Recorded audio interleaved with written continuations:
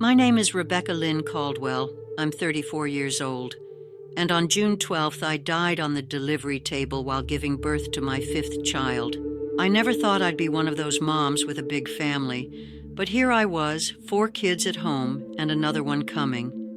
Me and my husband, Jack, we live in a small house outside Nashville. I taught 3rd grade until our 4th baby came. Then staying home just made more sense. Our life wasn't fancy, but it was full of noise and sticky hands and bedtime stories. The doctors called it an amniotic fluid embolism. One minute I was pushing, hearing the nurses count, feeling that terrible pressure. Then everything just stopped. The pain vanished. The room got quiet. And suddenly I was looking down at my own body on the table. Doctors were rushing around. Someone yelled, "Code Blue!" My husband was being pushed out of the room, his face twisted up in a way I'd never seen before. I wanted to tell him I was okay, but he couldn't hear me. I floated higher, away from all the panic. Then came this pull, like being drawn through water, but warm and peaceful. A tunnel opened up, not dark, but so bright. And as I moved through it, I felt everything that ever hurt me just falling away. Then I saw him. Not a man exactly, but a being of light so bright I should have been blinded. But I could see him perfectly. His eyes, they knew everything about me. Every thought I'd ever had, every doubt, every prayer whispered in the dark when the kids were finally asleep. And instead of feeling ashamed, I felt completely loved. "Rebecca," he said. My name in his voice felt like the first time I'd ever really heard it, like he was speaking it into existence. "Am I dead?" I asked, though somehow I already knew. "Your body has stopped," he said. "You're with me now." "My baby?" The thought crashed into me like a wave. "Your daughter lives," he said. "They saved her." Relief washed over me. But then I thought of Jack, of my other children at home, waiting for Mommy to bring back their new sister. "I can't leave them," I said, though being near him felt so right I never wanted to step away. "I want to show you something," he said. His hand touched mine, and suddenly we were in my house, but it wasn't the same. The living room had these screens everywhere. Our couch was still there, but my kids were sitting, staring at different devices. Each had little earbuds in. Nobody was talking. The baby, my new baby, was in a mechanical swing that rocked itself. A soft female voice came from speakers in the ceiling. "Children, it's time for your educational modules," the voice said. My oldest nodded and picked up a tablet. "What is this?" I asked him. "This is one possible future," he answered. 3 years from now." Jack came into the room. He looked tired, older than he should. He didn't speak to the kids, just dropped his keys and headed to the kitchen. "Dinner preference detected," said the voice. "Preparing Jack's usual Wednesday meal." My heart twisted. "Where am I?" "You're not there," he said quietly. "Your husband remarried, but it didn't last. He relies on technology now for everything." The scene shifted. My kids were older now. My oldest, Tyler, was a teenager, sitting alone in his room. He was talking to a screen. "I don't remember what my mom sounded like anymore," Tyler said to whatever was on the screen. "I have reconstructed voice samples from family videos," replied a smooth voice. "Would you like me to speak as your mother, Tyler?" And then I heard it, a voice that was supposed to be mine, but wasn't, cold, perfect, wrong. "I miss you, sweetie. I'm so proud of who you're becoming," said this fake me. Tyler started crying. "It's not the same." The scene vanished. We stood in a place of light again. "What was that?" I asked, my heart breaking.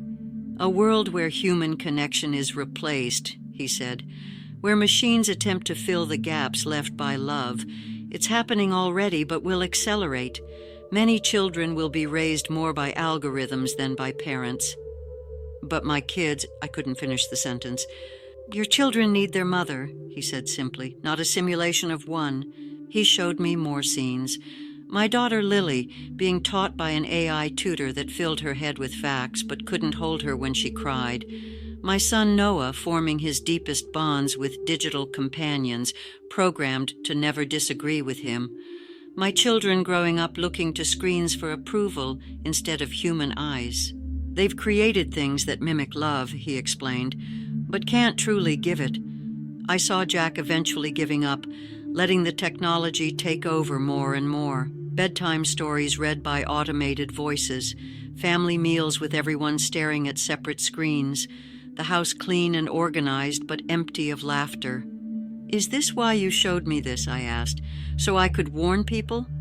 "I'm showing you so you understand the importance of human presence," he said, "of mothers and fathers, of touch, of eyes meeting across a room. These things cannot be replaced." I thought of my own childhood, my mom making pancakes shaped like our initials on Saturday mornings, my dad teaching me to ride a bike, his hand steady on my back. Simple moments filled with real love.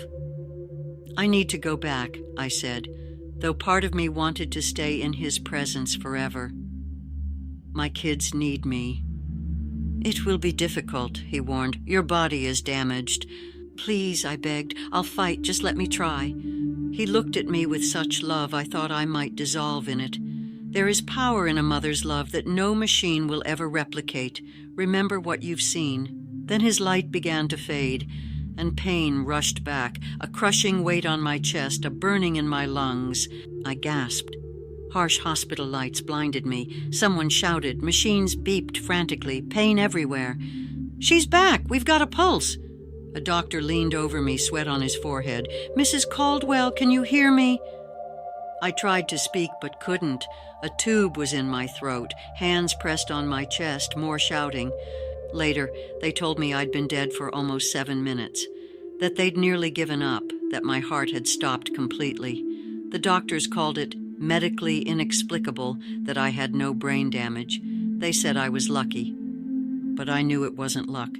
The recovery was hard, weeks in the hospital, learning to walk again. My muscles had been damaged from oxygen loss. Every step hurt. But the first time they brought my newborn daughter to me, they'd named her Hope because Jack said we all needed some. I held her against my heart and knew I'd climb mountains if that's what it took to raise her myself. I told Jack what I'd seen. He cried, said that during those minutes when I was gone, he'd already been thinking about how he'd manage, that he'd looked up AI nannies and home systems that could help with the kids. It felt wrong, even as I was researching it, he admitted, but I was desperate. Coming home was like seeing my house with new eyes. We had screens, of course, computers, phones, tablets, tools, not replacements. I noticed how often we all looked at them instead of each other, how easy it was to let technology babysit. We made changes, not all at once. I was still healing, still needed help, but important ones. Dinner became a no-phone zone. Bedtime stories were read by human voices only. We made Saturday mornings sacred. Pancakes and board games, no screens allowed.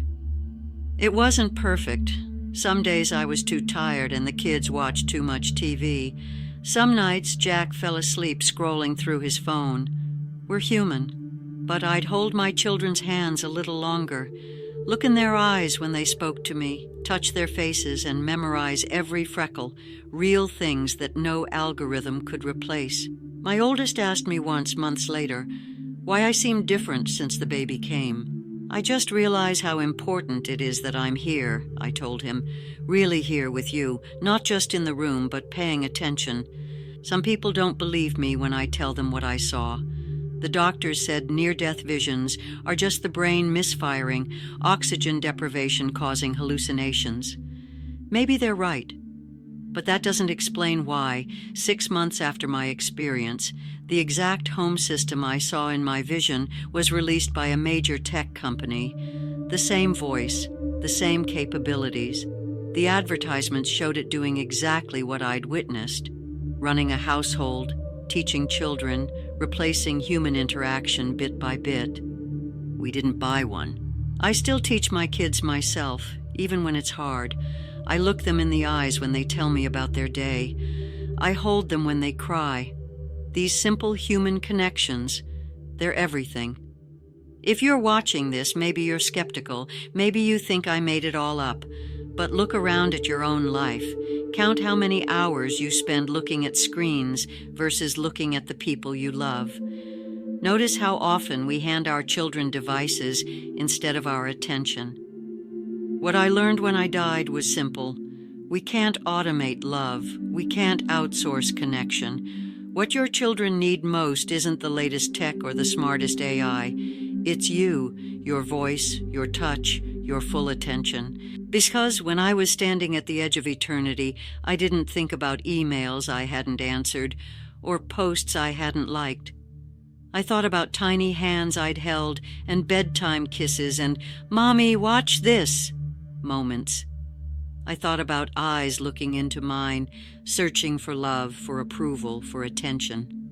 That's what matters, and no machine, no matter how advanced, will ever replace it.